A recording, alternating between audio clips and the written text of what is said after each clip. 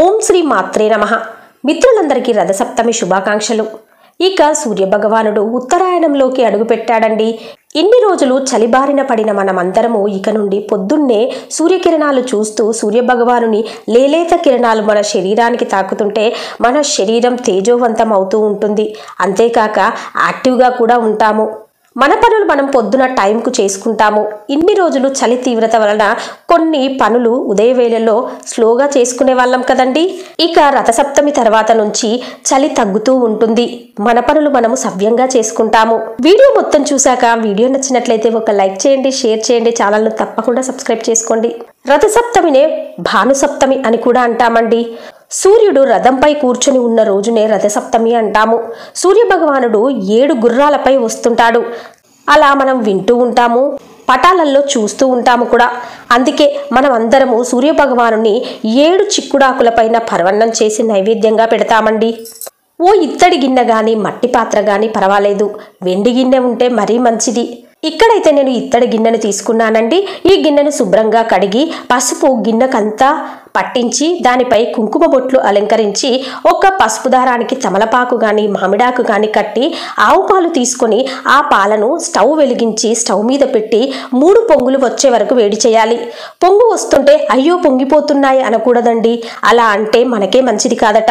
కాబట్టి పాలు 3 పొంగులు వచ్చే వరకు పొంగనియాలి. అలా పాలు పొంగడం వల్ల మన ఇంట్లో అన్ని శుభాలు జరుగుతాయని మన నమ్మకం. 3 గుప్పెళ్ళ బియ్యం తీసుకొని నెయ్యి ఆ బియ్యానికి పట్టించాలండి. బియ్యము కడగకూడదు. సూర్యభగవానునికి చేసే పరవన్నం బియ్యంని నెయ్యి పట్టించాలి. అలా శుద్ధి చేయాలి తప్ప నీళ్లతో కడగకూడదండి. పాలు 3 పొంగులు వచ్చాక బియ్యంతో కలిపి బియ్యాన్ని వేసి మెత్తగా ఉడికించాలి.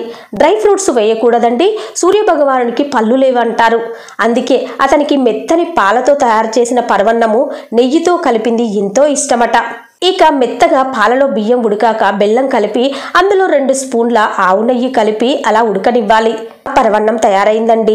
తర్వాత పూజా స్థలంను శుద్ధి చేసి పసుపుతో అలికి సూర్యభగవానుని రథం ముగ్గు వేసి ఆ ముగ్గులో 7 చిక్కుడు కాయలతో తయారు చేసిన రథాన్ని ముగ్గులో పెట్టి తమలపాకుపై సూర్యభగవానుని ఆకారాన్ని గంధంతో వేసుకుని ఉన్నవాళ్ళైతే సూర్యభగవానుని పటాన్ని కానీ ప్రతిమను కానీ పెట్టుకోవచ్చండి. ఇక నేనైతే తమలపాకుపై సూర్యభగవానుని వేసుకొని దానిపై ఒక పసుపు గౌరమ్మను తయారు చేసుకొని అదే సూర్యభగవానుడిగా ఆవాహన చేసుకొని మొదటగా గణపతి పూజ చేసుకోవాలి. గణపతి అష్టోత్తరం చదువుకోవాలి. లేదంటే ఓం గం గణపతియే నమః అని 3 సార్లు కానీ 11 సార్లు కానీ అనుకోవాలి. గణపతికి బెల్లం ముక్క నైవేద్యంగా సమర్పించాలి. తదనంతరం సూర్యభగవానుని రథానికి కుంకుమ, గంధము, ఎరుపు అక్షంతలతో పూజ చెయ్యాలి.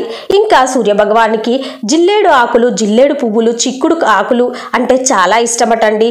అందుకే జిల్లేడు ఆకులు 7 తీసుకొని గంధము, కుంకుమతో అలంకరించి ఒక ప్లేట్లో 7 జిల్లేడు ఆకులు పెట్టి దానిపై ఒక గుప్పెడు గోధుమలు వేసి 7 వత్తులు కలిగిన ప్రమిదను పెట్టుకోవాలి.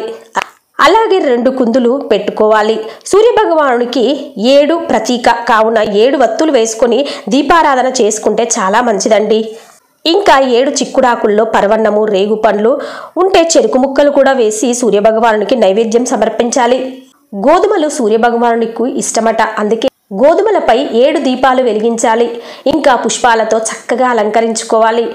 ఒక కొబ్బరికాయను ఆ తండ్రికి సమర్పించాలి. అలానే గణపతికి 2 అరటిపండ్లు, సూర్యభగవానునికి 2 అరటిపండ్లు నైవేద్యంగా సమర్పించాలి. దీపము, ధూపము, నైవేద్యము, ఎరుపు అక్షంతలు సమర్పించాలి. ఆదిత్య హృదయము చదువుకోవాలి. లేదంటే సూర్యభగవానుని అష్టోత్తరం కానీ చదువుకోవాలి. అది కూడా వీలు కాదు అంటే ఓం సూర్యదేవాయ నమః అని 3 సార్లు కానీ 11 సార్లు కానీ అనుకుంటూ పూజ చేసుకోవాలండి. ఇంకా రోజంతా ఉపవాసం ఉండనక్కర్లేదు. పూజానంతరము సాత్విక ఆహారం స్వీకరించవచ్చు. మాంసాహారం ఈరోజు భుజించకూడదు. బ్రహ్మచర్యం పాటించాలి. ఓం సూర్యదేవాయ నమః, ఓం సూర్యదేవాయ నమః, ఓం సూర్యదేవాయ నమః అలా నామస్మరణ చేసినంతనే మనకు ఆరోగ్యము చేకూరునని మన నమ్మకం. ఇలా ప్రతి సంవత్సరము రథసప్తమి రోజు ఆ సూర్య భగవానుడికి ఎంతో కొంత పూజ చేయడము. ఇంకా మెయిన్గా చేయవలసింది ఏంటంటే సూర్యోదయానికి ముందే తలస్నానం చేయడం. ఆ తలస్నానం చేయడం వల్ల మనకు సకల పాపాలు తొలగుతాయని మన నమ్మకం. సూర్య భగవానుడికి పూజ చేయడం వల్ల 7 జన్మల పాపాలు తొలగి ఆయుర ఆరోగ్యాలతో సుఖ సంతోషాలతో ఉంటాము.